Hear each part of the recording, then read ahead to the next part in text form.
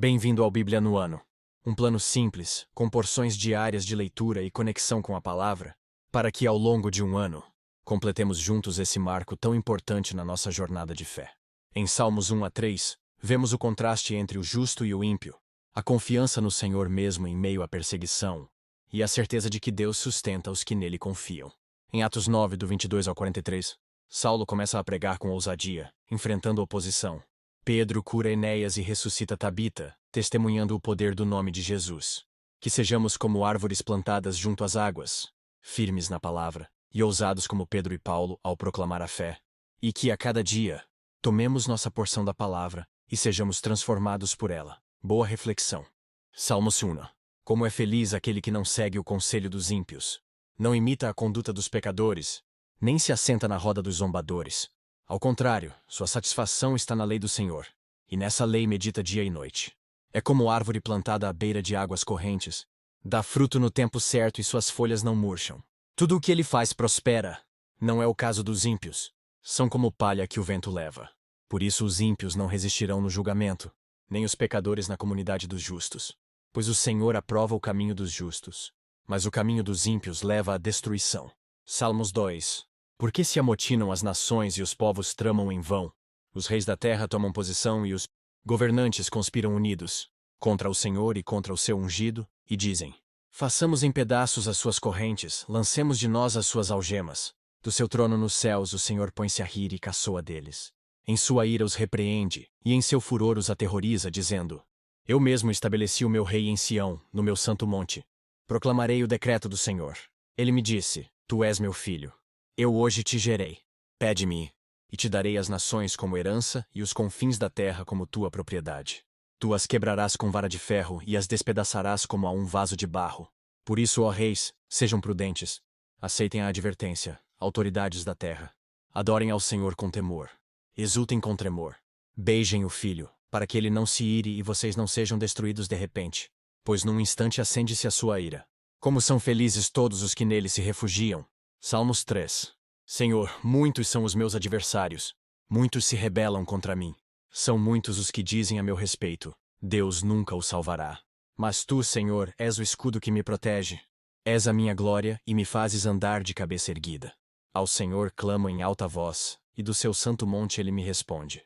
Eu me deito e durmo, e torno a acordar, porque é o Senhor que me sustém. Não me assustam os milhares que me cercam. Levanta-te, Senhor. Salva-me, Deus meu. Quebra o queixo de todos os meus inimigos. Arrebenta os dentes dos ímpios. Do Senhor vem o livramento. A tua bênção está sobre o teu povo. Livro de Atos, capítulo 9. Todavia, Saulo se fortalecia cada vez mais e confundia os judeus que viviam em Damasco, demonstrando que Jesus é o Cristo. Decorridos muitos dias, os judeus decidiram de comum acordo matá-lo, mas Saulo ficou sabendo do plano deles. Dia e noite eles vigiavam as portas da cidade a fim de matá-lo.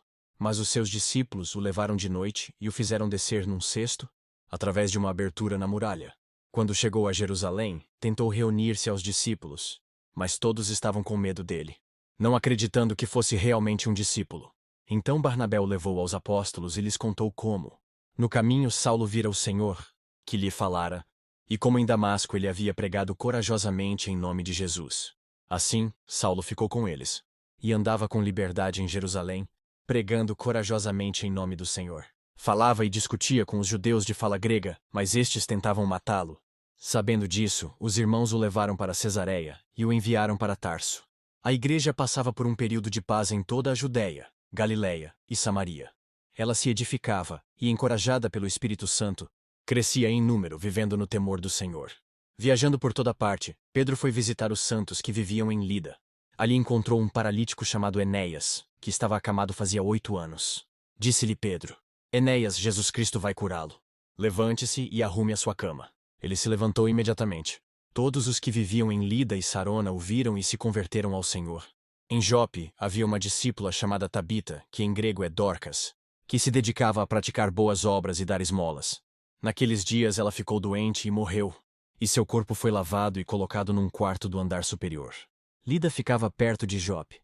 E quando os discípulos ouviram falar que Pedro estava em Lida, mandaram-lhe 2 homens dizer-lhe: não se demore em vir até nós. Pedro foi com eles e, quando chegou, foi levado para o quarto do andar superior. Todas as viúvas o rodearam, chorando e mostrando-lhe os vestidos e outras roupas que Dorcas tinha feito quando ainda estava com elas. Pedro mandou que todos saíssem do quarto. Depois ajoelhou-se e orou. Voltando-se para a mulher morta, disse: Tabita, levante-se. Ela abriu os olhos e, vendo Pedro, sentou-se. Tomando-a pela mão, ajudou-a a pôr-se de pé.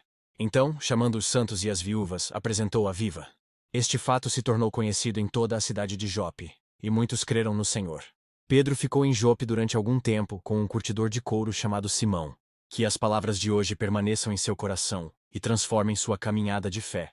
Não esqueça de curtir, compartilhar e se inscrever no canal para continuar essa jornada conosco. Se ficou para trás, não tem problema. É só assistir aos vídeos anteriores e se manter firme no plano. Nos vemos no próximo vídeo para mais uma porção da Palavra de Deus. Até lá. A paz.